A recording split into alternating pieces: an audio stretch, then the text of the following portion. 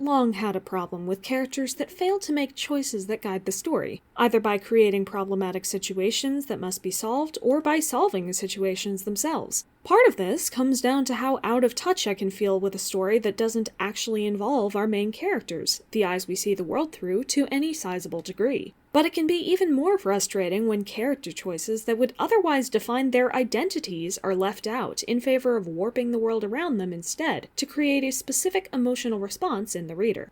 Now, I would argue that these are separate problems, but they are also connected by their source: character-led choices. On a structural level, there is a reason why choices are so important, and why it is imperative that you give the main characters of your story agency in their world and over their journey.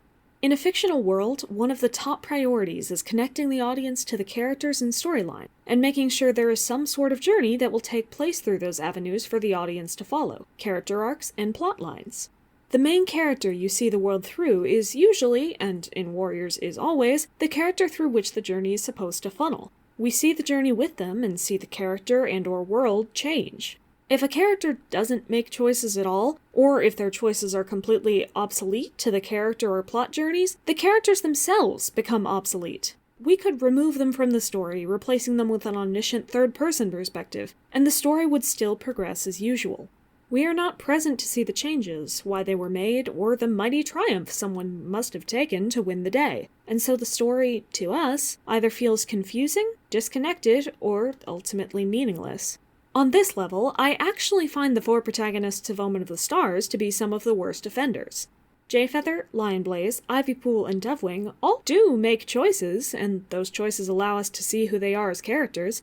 Jayfeather argues with StarClan and yet gets frantically determined at the prospect of a death he might be able to prevent.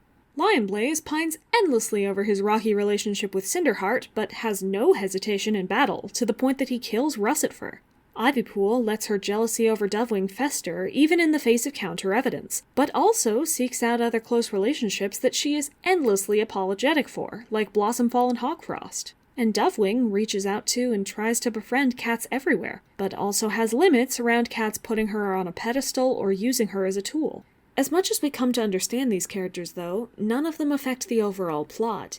None of the 3's powers were used to defeat the Dark Forest. Ivypool never saw anything that gave intel the 3 didn't know already. The entire plot with StarClan illogically breaking up and Jayfeather bringing them back together was insanely short, and ultimately had no effect on the Dark Forest or their final battle. And their final struggle to find the 4th cat was completely meaningless, since they only found the 4th cat, Firestar, after he did his duty, and Firestar would have fought just as hard whether or not he was in another prophecy. With or without the protagonists of the arc, the Dark Forest's rise to power, battle with the clans, and defeat would go exactly the same way. These cats make no impact on the plot we're supposed to be following, and as such, we end up feeling detached from the plot of Omen of the Stars as a whole. However, you can still walk away, and in fact I still did walk away, enjoying Omen of the Stars because I got to see characters being themselves as the plot passed them by in the background.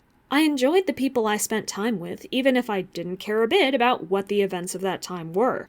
This is why I consider the second level on which choices are necessary for your characters to be even more important, as it has to do with the very identity of the characters. The choices I will be considering here are much smaller and subtler, but 10 times as important.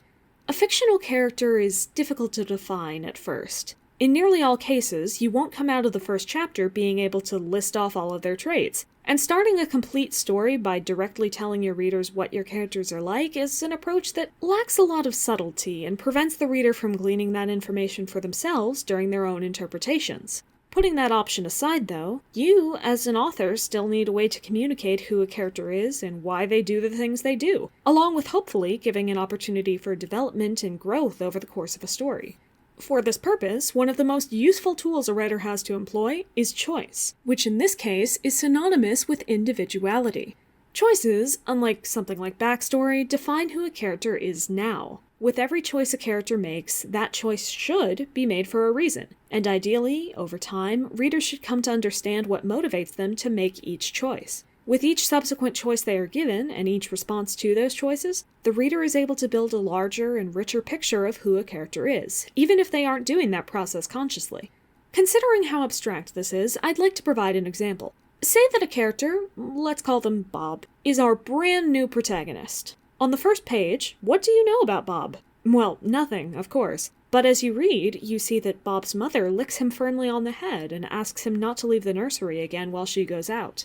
Bob gives a heavy sigh and agrees, crashing limply down onto his nest while silently crying out about his boredom. Now you know that Bob has a mother who cares about him but can't be with him all of the time, that Bob is likely a kit, that Bob has previously left the nursery without consent, and that he doesn't like having to stay in the nursery. Perhaps in a couple of chapters, Bob is made an apprentice, and he's the only one in this ceremony. Perhaps at this point, Bob immediately goes to speak with the older apprentices, as he takes joy in the fact that he won't be stuck alone anymore. Now we not only know that Bob is an only child and that he enjoys company, but we can look back to his first moment and see that the reason, the motivation behind him not enjoying the nursery or wanting to leave it could be about his solitude, since he didn't enjoy being the only cat his age in one boring room for moons on end. Each chapter that moves forward, we learn more about Bob in the moment, but can also use what we learn to look back and inform our understanding of Bob's earlier actions, allowing us to build a fuller picture of who Bob is. Without Bob being given the opportunity to make choices, to leave the nursery rather than making up games for himself or asking the elders for stories, to immediately greet the older apprentices rather than asking to go on patrol or getting to know his mentor, we wouldn't be able to learn who he is. If the entire world, regardless of previous characterization, relentlessly praised or berated or ignored him, and all of Bob's own characterization was just feeling happy or sad about how the world treated him, we would know nothing about Bob except that he is in that situation. So, speaking of character choices being left out in favor of making the situation around the characters as sad as possible, it's time to discuss Violetshine and Shadowsight. Both main characters had extremely hard lives, and the shadow clans that surrounded each of them were cruel, often illogical, communities with little to no understanding or sympathy for them. Violetshine and Shadowsight both faced bullying and continuous scorn from their clanmates, even when it made no sense at all for them to feel that way. In Violetshines' case, because ShadowClan chose, and even fought, to have her in their clan, and then spent the rest of her life treating her like a waste of fresh kill. And in Shadowsight's case, because it was plainly clear that Shadowsight was just reporting the messages as he saw them, and both the leaders and other medicine cats agreed with the interpretation they came to, so he is in no way at fault for Ashfur's rise to power. Bullying, even illogical bullying, is something that people, unfortunately, truly do go through, though. So why do I dislike these characters so much? Well, it's mainly because these characters' status as bully victims or outcasts in their clans is used as a replacement for establishment of their personalities or development of their characters. Violetshine acted as a camera, whose motivations were never kept consistent long enough to establish any trait about her. Her bullying made her mad about being bullied, but it didn't affect her future performance in any notable way. She joined the kin because she liked Needletail, not because she disliked ShadowClan after they scorned her for her whole life. In fact, she decided to return to them of her own free will before the kin took over, as if their bullying never really mattered. Its only purpose was making us feel sorry for her, while leaving out any motivations for either her or her clanmates to do the things they did.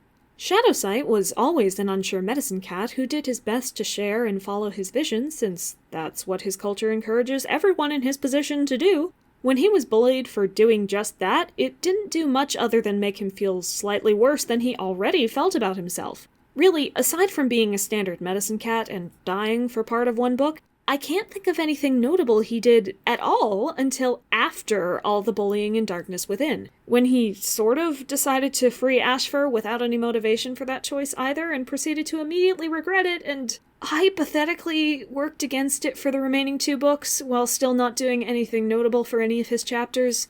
In both cases, I genuinely couldn't name more than 1 or 2 personality rather than situational traits for either of them, especially not ones that are repeated consistently across their arcs.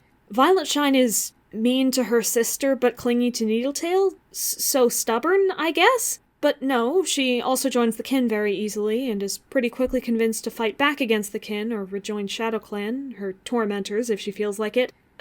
Inconsistently holds grudges then, maybe? Shadowsight, meanwhile, well, he sure is hesitant and insecure most of the time, except when he occasionally gets bursts of determination or certainty. I couldn't tell you why those moments pop up when they do, it's mostly just a needed for the plot type thing. and he's generally a nice guy, and that might be it.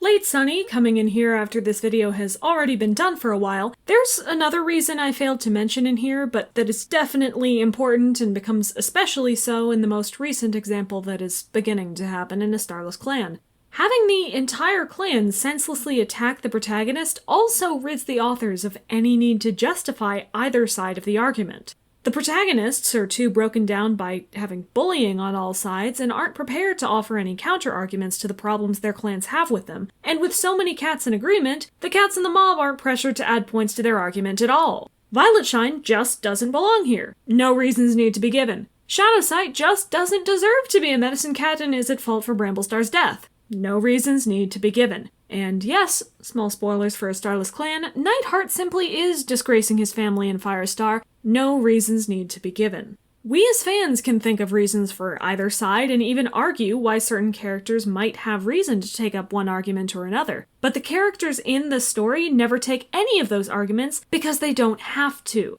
These three gray area situations are never and will never be discussed, because the framing of the story doesn't leave room for it. The two sides in examination aren't those who want to follow a prophecy versus those who find ShadowClan to already be too crowded, or those who think Shadowsight was just doing his job versus those who resent him for not catching Ashfur's manipulations earlier, or those who think Nightheart should be allowed to choose his own identity versus those who consider upholding legacy to be an important tradition. The only sides left are the bully victim and the many, many bullies. And that is a black and white situation that the readers are expected to sympathize with and that no author or editor has to justify the poor morality of.